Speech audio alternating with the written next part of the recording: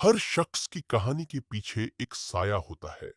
कुछ साए रोशनी से डरते हैं और कुछ ऐसे होते हैं जो रोशनी में भी साथ चलते हैं। आज हम बात करेंगे उस सितारे की जिसकी जिंदगी में शोहरत जितनी बड़ी थी, उतनी ही गहरी, उतनी ही दर्दनाक और उतनी ही खतरनाक उसकी परछाइयां थी।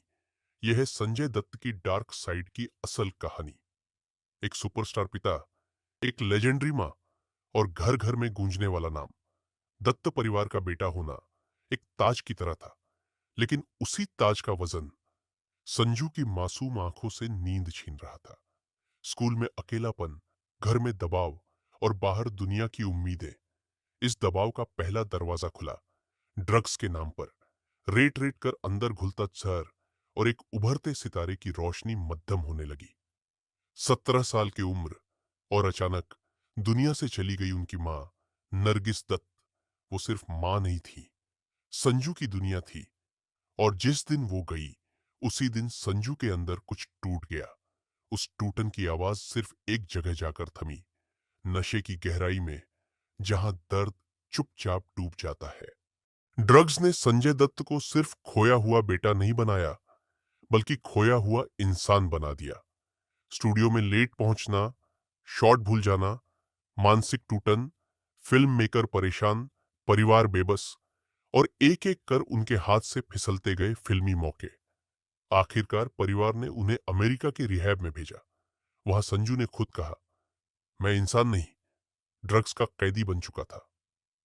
12 मार्च 1993, मुंबई बम धमाके।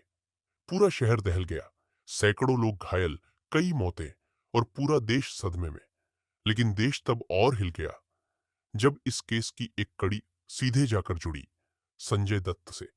उनके घर से AK-56 राइफल बरामद हुई। एक सुपरस्टार से पूछताछ, कोर्ट में केस, मीडिया का तूफान और एक रात जिसने मुंबई के सबसे बड़े एक्टर को अंडर ट्रायल बना दिया। अप्रैल 1993, संजय दत्त को गिरफ्तार कर लिया गया। बॉलीवुड के पोस्टर बॉय की तस्वीरें अब पुलिस वैन की सलाखों के पीछे थी। भीड़ चिल्ला रही थी, कैमरे चमक रहे थे और संजय दत्त की आंखें एक ही सवाल पूछ रही थी, ये मेरे साथ कैसे हुआ?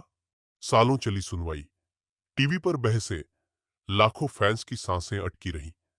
आखिरकार कोर्ट ने फैसला सुनाया, संजय दत्त आतंकवाद में शामिल नहीं थे, लेकिन वे अवैध हथियार रखने के दोषी पाए गए और सुनाई गई 5 साल की सजा।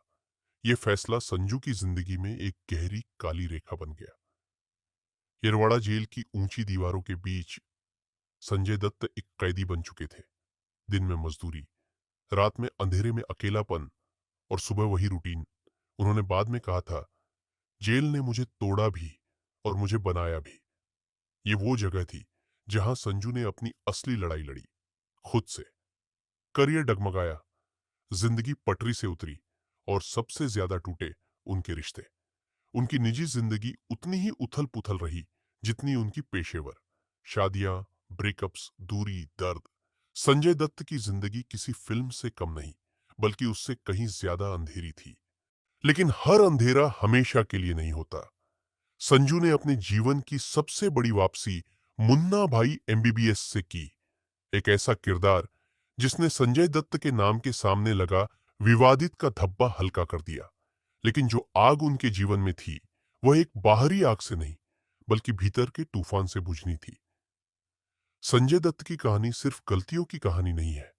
ये इंसान की कमजोरी, इंसान की लड़ाई और इंसान की वापसी का सफर है। एक ऐसा सफर जो यह साबित करता है कि सबसे बड़ा हीरो वही होता है जो खुद की परछाइयों से लड़कर बाहर आता है।